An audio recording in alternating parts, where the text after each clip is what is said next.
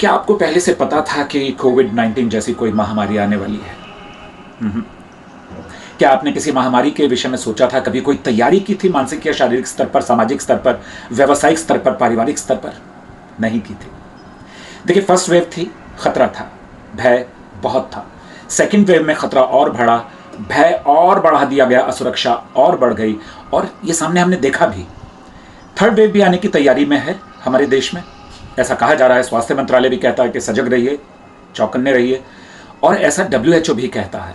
तो आप में से ज़्यादातर लोगों ने क्या तैयारी की?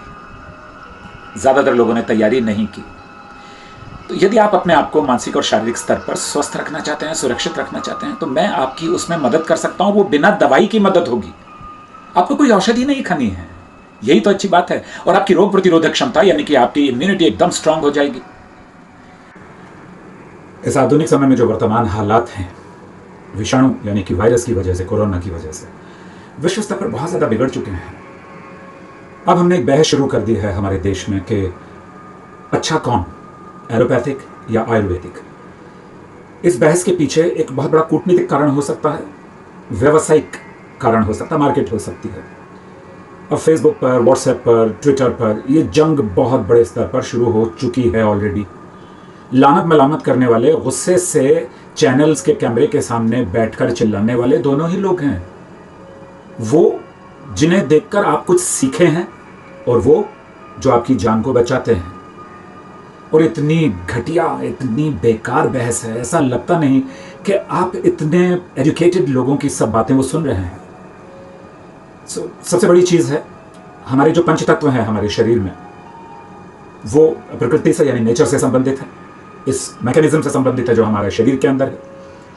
और वो सांस किसी भी इंसान के द्वारा दी नहीं जा सकती। एक शरीर को ऑक्सीजन चलो जरूरत पर दी जाती है, उसमें भी पंच तत्वों के कुछ तत्व इस्तेमाल होते हैं। अब ये जो बेवजह की लड़ाई है, इससे आम लोगों का विश्वास कम हो रहा है। किसको माने? जिसके पास में पावर है वो करप्ट क्यों हो जाता है?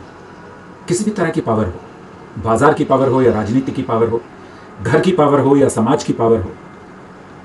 मैं कहा करता हूं अक्सर अपने हम आवाज में हजारों स्टूडेंट्स को, जहां मैं ट्रेनिंग देता हूं, disaster management, response training, first aid training and self defence training.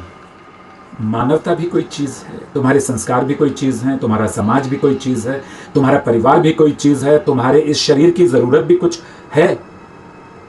Khan पान के अलावा सांस लेना। तो मेरा ये कहना है कि जब जब जिस चीज की जरूरत पड़े उसका इस्तेमाल करें। सांस नहीं लेंगे, धोंकनी बंद हो जाएगी, मर जाएगा। जिसकी सांस नहीं आती वो मृत हो गया, उसको फिर कहीं जाकर अग्नि में या फिर दफना दिया जाता है।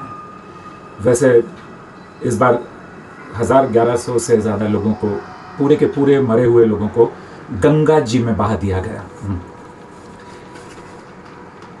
व्यायाम, अच्छा खान पान, विनम्रता, व्यायाम में योग भी आ गया, प्राणायाम, ध्यान। आओ प्रगति की सोचें। अभी हमारे देश में करोड़ों लोग ऐसे हैं जिनको एक डोज भी अभी वैक्सीनेशन की नहीं मिली है।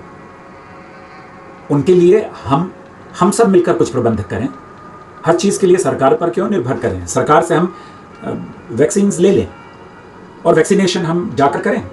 मैंने अभी ट्विटर पर डाली है एक छोटी सी वीडियो, आइए जुड़े कुछ अच्छे कामों के लिए। इसकी उसकी बहस छोड़कर मोहब्बत है जो जिंदगी देती है, जिससे चेहरे पर रौनक आती है। मैं तो आपसे मोहब्बत करता हूं। आइए मिलजुल कर बढ़ें, मिलजुल कर समाज के लिए कुछ करें। जय हिंद।